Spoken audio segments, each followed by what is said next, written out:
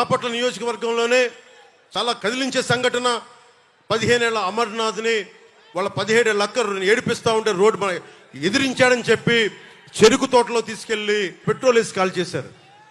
ఈ రోజున జగన్ రాయి పడింది జగన్కి గాయమైతే రాష్ట్రానికి గాయమైందని మాట్లాడుతూ ఉన్నారు. 15 ఏళ్ల అమర్నాథ్ అడ్డంగా కాల్ చేస్తే 15 ఏళ్ల అమర్నాథ్ నిర్దాక్షిణ్యమైన పసిబిడ్డ చెరుకు తోటలో తీసుకెళ్లి కాల్ చేస్తే రాష్ట్రానికి గాయం అవలా.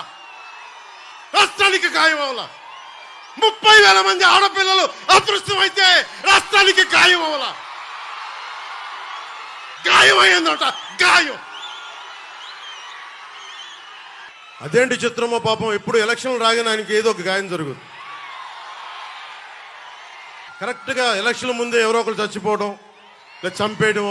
అంత హై సెక్యూరిటీ సిఐఎస్ఎఫ్ ఉన్న వైజాగ్ ఎయిర్పోర్ట్లో 2019కి కోడి కత్తితో గాయం చేశారంట అక్కడ. సరే, మనందరం ఏం చేసాం? దేవరకొండ బాలగంగాధర్ తిలక్ చెప్పినట్టుగా, కొడవగంటి మనకి కుటుంబరావు గారు చెప్పినట్టుగా మనందరం మధ్యతరగతి మనుషులు. మనందరికి ఏంటంటే అధికారం ఉన్నోడు డబ్బున్నోడు ఏమి చేసినా దానికి ఒక నైతిక భాష్యం ఇస్తాం. పాపం కాకినాడలో ఉండే ఒక మాఫియా డాన్ ఎవరిని కత్తితో పొడిచినా పాపం ఆయన ఏ పరిస్థితుల్లో పొడిచారో పాపం చంపేశారు. వైఎస్ వివేకానంద రెడ్డి గారిని ఏ పరిస్థితుల్లో పొడిచారో తెలియదండి మాకు. 30,000 మంది ఆడపిల్లలు అదృశ్యమయ్యారని పాపం జగన్ గారు ఏం చేస్తారండి పాపం. ఇది సగటు మధ్య తరగతి మనం చేసే తప్పు. ఇది మన హక్కులు మనం తెలుసుకోవట్లేదు. జగన్కి గాయం అయితే రాష్ట్రానికి అయ్యా గాయం.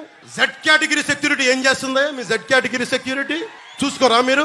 మరి చంద్రబాబు గారి మీద రాళ్లు కొట్టించినప్పుడు రాళ్ల వర్షమే కురిపించారా మీరు? అప్పుడు ఏమైపోయినాయి? అప్పుడు రాష్ట్రానికి గాయం జరగలేదా?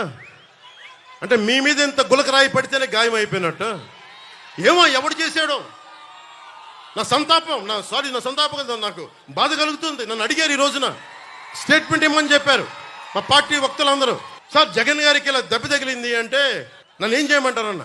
ఆయనకి కొంచెం మీరు త్వరగా కోలుకోవాలని ఇవ్వంటే ఏమో అది నిజమో అబద్ధమో నాకేం తెలుసు. అతనే ఇలా టప్పుని కొట్టేసుకున్నాడేమో ఎవరికి తెలుసు? తెలియదు కదా. ఎందుకంటే కరెంటు పోయింది, దండలు ఉన్నాయంట. ఆ దండల్లో వాళ్ళే రాయిపెట్టి కొట్టుకున్నాడేమో, లేదు నిజంగా పోని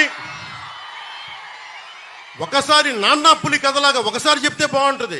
ప్రతిసారి ఎలక్షన్ రాగానే జరిగితే నిజంగా పులి వచ్చిన నాన్నా పులి కథలాగా అది అబద్ధం అనుకుంటాం. సరే, నిజంగా మీ మీద రాయిసినోండి మీరు పట్టుకోండి. ఎదురుగా పొడిచిన వ్యక్తినే ఈ రోజు వరకు మీరు పట్టుకోలేదు. జైలు నుంచి అతను బెయిల్ ఇప్పించారు 5 సంవత్సరాల తర్వాత. కోడి కత్తి వ్యక్తినే. ఈ సెంటిమెంట్ డ్రామాలు దయచేసి ఆపండి. ఈ నాటకాలు భరించలేకపోతున్నాం. నేను వచ్చేటప్పుడు నా మీద పోలిన రాళ్లు పడతా ఉంటాయి. మనకి పిఆర్పి టైంలో నేను ఖమ్మం వెళ్తా ఉంటే నా మీద రాళ్ల వర్షం. మా వాళ్ళందరికీ మోకాళ్ళు ఇరిగిపోయినాయి. నాకు ఈపుల మీద రాళ్లు పడ్డాయి. ఆ రోజున చెప్పుకోవడానికి మీడియా కూడా లేదు. మొత్తం కరెంట్ ఆపేశారు రాజశేఖర రెడ్డి గారి ప్రభుత్వం. మరి దెబ్బలు తిని మేము వచ్చాం. నా స్టేజ్లు కూల్చేశారు.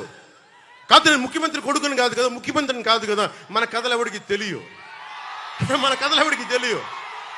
జగన్ గారికి ఇంత రాగానే అయ్యయ్యో ఎంత బాధ జరిగిపోయింది. అయ్యయ్యో పాపం. అమర్నాథ్ని తిరుగు తోటలో కాల్ చేస్తే పాపం లేదు. అది వైసీపీ వాళ్ళకి పట్టదు. రేపల్లెలో ఒక ఆడపడుచుని దారుణంగా భర్త ముందు మానాన్ని పాడు చేస్తే పాపం దొంగతనం చేయడానికి వచ్చారండి. అలా అనుకోలేదండి. దొంగలని దుర్మార్గుల్ని వెనకేసుకొచ్చే వస్తే మనుషులు. జగన్ గారితో ఇంత పడగానే నాకు నిజంగా అనిపించింది, జెడ్ కేటగిరీ సెక్యూరిటీ మీరందరూ ఏమయ్యారయ్యా? పోలీస్ అధికారులు ఏమయ్యారు? డీజీపీ గారు ఏమైపోయారు? ఇంటెలిజెన్స్ ఆఫీసర్ గారు ఏమైపోయారు మీరంతా? అందరినీ దాడి చేసే వ్యక్తి అతని మీద దాడి చేయడానికి ఎవడన్నా సాహసిస్తాడా? మీకు ఎంతసేపు పట్టుకోవడానికి? రేపొద్దున ఎవడన్నా పట్టుకుని కూడా వాళ్ళు ప్రేరేపించారు, వీళ్ళు మీ వాడే చేశాడేమో. 2019లో మీ కూర్చోబెట్టి కోడి కత్తి కోసం జగన్ గారు సీఎం అవ్వాలని డ్రామా ఆడటానికి నేనే పొడిచానని ఆ అబ్బాయి చెప్పాడు. ఈరోజు అలాగే చేశారేమో కనుక్కోండి. కానీ నేను మీకు చెప్తున్నాను, ఇలాంటి డ్రామాలకి మనం పడాల్సిన అవసరం లేదు. దయచేసి పడకండి. నిర్ద్వందంగా దాన్ని తీసి పక్కన పెట్టండి. అరే, ఇద్దరు చెల్లెళ్ళు సొంత చెల్లెళ్ళు అరే మా నాన్నగారిని చంపేశారు, మా చిన్నాయిని చంపేశాడంటే అడ్డగోలుగా బద్దలు కొట్టి కత్తితో పొడిచి పొడిచి పొడిచి చంపితే అందరూ గుండి పొడిచి పడిపోయాడండి, గుండి పొడిచి పడిపోయాడు. వీళ్ళ కథలు మనం ఎలా నమ్ముతాం? వివేకానంద రెడ్డి గారు అమ్మాయి సునీత గారు వైరాలజిస్ట్, ఆవిడ అమెరికాలో చదువుకున్న వ్యక్తి. నా తండ్రిని చంపేశారు, నా తండ్రిని చంపారంటే ఒక్క పోలీస్ అధికారి దాని మీద మాట్లాడు. CBI central bureau of investigation వస్తే కడపలో కోర్టులోకి వెళ్ళనివ్వరు వాళ్ళని. ఇంత దారుణంగా ఉంటే మనందరం కూర్చొని చేతులు ముడుచు కూర్చున్నాం. మనందరం, మనకు పౌరుషం చచ్చిపోయింది, మనందరికి చచ్చిపోయింది. ఎందుకు నేను వ్యతిరేక ఓటును చీలద్దు చీలద్దు చీలద్దు ఎందుకంటానంటే ప్రజాస్వామ్యాన్ని కూని చేసేవాడు అక్కడ కూర్చొని మనందరినీ పొడుస్తా చంపుతా దోపిడీ చేస్తా ఉంటే ఎంతకాలం భరిస్తాం?